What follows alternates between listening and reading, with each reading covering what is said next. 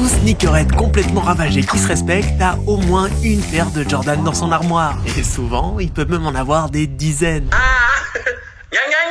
Que ce soit la Jordan 1, la Jordan 3, la Jordan 4, peu importe, tous ces modèles sortis entre la moitié des années 80 et la fin des années 90 sont restés des classiques incontournables du monde de la sneakers encore aujourd'hui. Et on risque d'y avoir droit pendant encore plusieurs générations. Et si depuis ces 10 dernières années c'est vraiment devenu des produits de mode pour influenceurs branchés, la genèse de Jordan a débuté dans un univers un peu moins glamour, dans les terrains de basket miteux de la NBA des années 80, qui, bon j'abuse un peu, mais qui était très loin d'être une institution aussi prestigieuse qu'aujourd'hui et surtout beaucoup moins suivie. On pourrait croire que le succès de la marque Jordan pourrait s'expliquer très facilement grâce au simple fait que c'est la marque d'un athlète devenu un des meilleurs basketteurs du monde, si ce n'est le meilleur de tous les temps. D'autres pourront aussi penser que le succès de Jordan Brand, on peut l'expliquer simplement grâce aux modèles qui sont très bien réussis d'un point de vue design. Et bah ça serait énormément sous-estimer Nike de penser que leur succès était aussi logique et évident. Et à 40 piges, le discours autour de Nike ou de Jordan était totalement différent. Et pour arriver aussi haut, Nike a dû user de ruses et surtout de grosses disquettes pour devenir le mastodonte qu'il est aujourd'hui. Un des meilleurs moyens pour capter à quel point ils sont très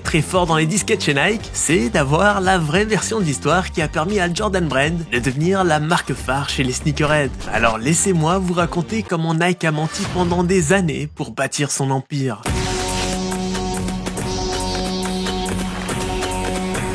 Bonjour à tous, c'est Jordan, how are you, fan?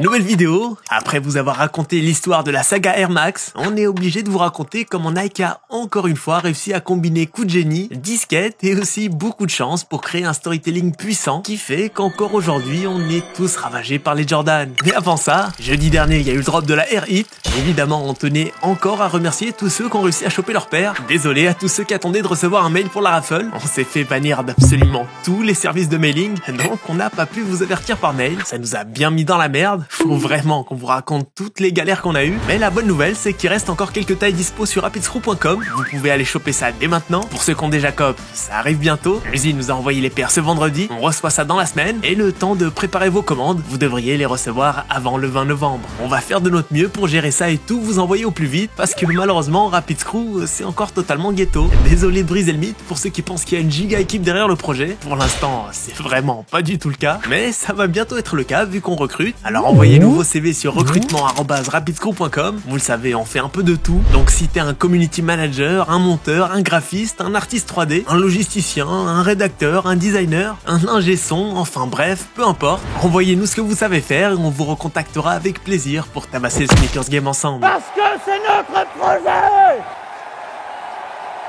En tout cas, chez Jordan, eux, ils ont pas de problème d'effectif puisqu'ils font quasiment du 5 milliards de dollars de chiffre d'affaires par an. Et pour capter comment on en est arrivé là, vous connaissez la chanson, va falloir remettre du contexte historique. Pour bien capter le contexte de l'époque, faut vraiment comprendre ce que valait la marque Nike avant l'énorme succès des Jordan et des Air Max. En 2022, si on pense à Nike, on pense à son branding fort et son swoosh iconique, ses modèles de sneakers phares et légendaires qui leur valent la réputation d'être la marque de sneakers avec les meilleurs designs, mais aussi son énorme budget marketing. Depuis sa création dans les années 60 jusqu'au début des années 80, Nike n'avait absolument rien de tout ça. Le swoosh n'avait pas spécialement la cote, c'était plutôt l'inverse. On préférait encore les logos des grosses marques comme Converse, Adidas ou Puma. Le fondateur de Nike disait lui-même que le swoosh créé en 1971 était totalement gaze et qu'il avait juste pris l'option la moins moche. Pareil pour les sneakers, la marque était pas du tout réputée pour ses designs, c'était des paires loin d'être transcendantes comparé à ce qui se faisait déjà, mais son principal atout c'était son positionnement marketing visant à partager l'idée de dépassement de soi, essentielle aux athlètes, mais aussi l'idée de rébellion en s'appuyant beaucoup sur le contexte sociétal de l'époque et tous les mouvements sociaux qu'on a pu voir apparaître aux États-Unis dans les années 70 et 80. On était clairement sur une marque qui faisait pas spécialement rêver grand monde, mais qui avait l'avantage d'être plus accessible que les autres en étant la toute première marque de sportswear américaine qui sous-traitait totalement la fabrication de ses produits en Asie, ce qui lui offrait un sérieux avantage concurrentiel. À ce moment-là, si vous deviez miser sur qui de deviendra le futur leader du sneakers game pour les 40 prochaines années, je vous garantis qu'absolument personne d'entre vous aurait misé sur Nike. Pendant que Nike grimpait petit à petit, de l'autre côté des États-Unis, il y avait un petit jeune qui se cherchait un peu et qui pratiquait plusieurs sports dans son lycée jusqu'à s'intéresser au basketball. Malheureusement pour lui, malgré sa passion pour le basket, il ne figurait pas dans l'équipe première de son lycée parce que les coachs ne le jugeaient pas assez bon, mais aussi parce que sa croissance prenait un peu de retard, à tel point qu'on le jugeait carrément trop petit pour le basket.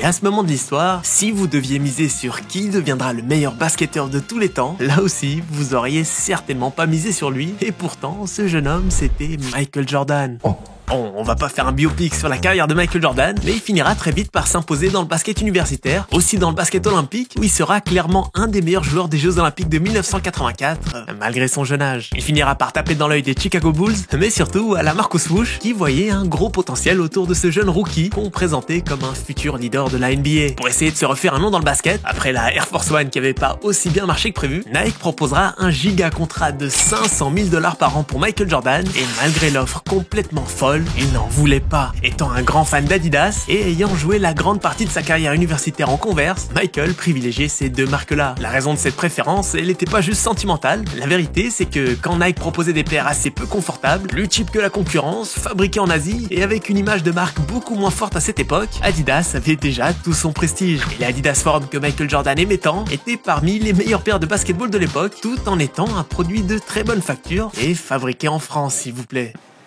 Malheureusement, que ce soit Adidas ou Converse, aucun d'eux ne voulait de Michael Jordan. Adidas lui expliquera qu'il était trop petit du haut de son 1m98, préférant des athlètes comme Karim Abdul-Jabbar. Il voulait vraiment des giga perches de 2m20 en pensant que ce type de profil-là était plus vendeur, et ça sera la deuxième fois que Michael Jordan se fera recaler à cause de sa petite taille entre guillemets. Voilà que c'est pas cool, frère. Adidas préféra offrir un contrat à Patrick Ewing qui lui faisait 2m13 mais qui quittera Adidas 4 ans plus tard pour lancer sa propre marque, et c'est évidemment encore aujourd'hui l'un des pires choix de l'histoire d'Adidas. Michael Jordan devra alors se contenter de Nike, mais lui et son manager resteront très exigeants et demanderont à Nike de lui créer sa propre gamme à son nom, une chose qui est plutôt banale dans le monde du basket aujourd'hui, mais qui à l'époque était plus réservée aux tennisman qu'aux athlètes de sport collectif. Cette idée, elle chauffait pas trop Nike. Pour l'instant, même si on lui présageait un avenir flamboyant en NBA, c'était qu'un rookie parmi tant d'autres. Eux, ils s'imaginaient surtout l'utiliser comme ambassadeur pour promouvoir leurs produits, principalement leur technologie Air, puisque c'était un mec qui avait un style de jeu qui matchait bien l'idée que Nike voulait faire passer avec l'air dans les semelles. Finalement, après avoir vu qu'ils étaient catégoriques dans leur volonté de créer une gamme au nom de Jordan, Nike finira par accepter leurs conditions et ils lui créeront son propre logo et ses propres sneakers. Enfin, ça, c'est ce que Nike lui a fait croire. Évidemment, chez Nike, ils étaient pas non plus complètement ravagés. Michael Jordan n'avait encore absolument rien fait dans sa carrière, et même si c'était bel et bien un pari fou de lui offrir autant, en vrai, ça l'était pas tant que ça. Déjà, Nike avait mis des clauses dans son contrat pour se protéger en cas de sous-performance de MJ. Il devait être le rookie de l'année, participer au All-Star Game, marquer une moyenne de 20 points par match et surtout générer 4 millions de $ de chiffre d'affaires par an avec sa Jordan 1. Et s'il n'en était pas capable, Nike s'octroyait le droit de simplement mettre fin à son contrat. Et pour la création de sa propre gamme de produits, la vérité c'est qu'ils lui ont refourgué une paire qui devait être dans la continuité des chaussures de basket universitaires qu'il revendait en lot comme les Nike Team Convention ou les Dunk à l'époque. Cette paire a été imaginée par Peter Moore bien avant la signature de Jordan, et s'ils avaient pas réussi à le signer, la Jordan 1 qu'on connaît aujourd'hui serait probablement quand même sortie, mais elle aurait été une paire totalement anecdotique de l'histoire de Nike, comme les Team Convention, et cette supercherie ne s'arrête pas que sur ses sneakers. À la base, Nike était pas trop chaud que le nom de Jordan figurait sur les paires, et c'est pour ça que les tout premiers prototypes avaient bel et bien le Wings logo, mais avec Nike écrit à la place de Air Jordan. Pour les premiers shootings photos, puisque Michael Jordan voulait absolument son blast sur la paire, on lui fera un prototype avec écrit Air Jordan sur le tech, puis ils finiront par mélanger les deux pour avoir les fameuses Jordan Wings qu'on connaît tous aujourd'hui. Ils l'ont clairement disquette de A à Z,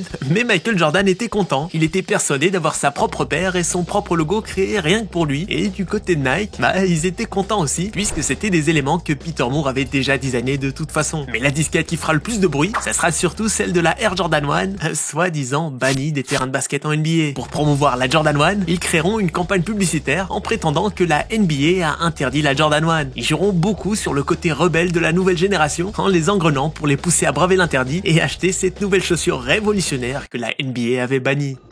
Fortunately, The NBA can't stop you from wearing them. Aujourd'hui, on sait que c'est totalement faux, mais il y avait un petit fond de vérité là-dedans. La NBA a bien envoyé une lettre pour avertir que les chaussures de Michael Jordan n'étaient pas conformes aux règles de la NBA. Fallait des paires majoritairement blanches à l'époque, mais cette lettre faisait référence à sa première année en NBA, où il jouait encore avec des Airchips en attendant que Nike produise ses Air Jordan. Mais surtout, il n'a absolument jamais été question de bannir la paire, on parlait plutôt d'un avertissement et d'une éventuelle amende de 5000 balles par match, amende qu'il n'a jamais payée, puisqu'il jouait ses matchs officiels avec le colorway Chicago totalement réglementaire. Il n'a absolument jamais foulé les terrains de NBA avec cette soi-disant Jordan 1 interdite. Tu vois, lui c'est quelqu'un de bien, pas comme toi espèce de gros fils de p***. Toi tu es quelqu'un de Cette campagne marketing sera un immense succès et les Jordan 1 qui devaient rapporter 4 millions de dollars la première année rapporteront au final pas loin de 150 millions de dollars. Et c'est à partir de là que Nike commencera à porter beaucoup plus d'attention aux produits et à la gamme Jordan. On verra 2 ans plus tard l'apparition des Jordan 2, toujours par Peter Moore, qui sont en réalité le premier vrai modèle de la marque Jordan. Puis ça sera à Tinker Hatfield de reprendre le flambeau et de nous proposer sa Jordan 3, où l'on verra pour la première fois l'apparition du Jumpman, qui est, on peut le dire aussi,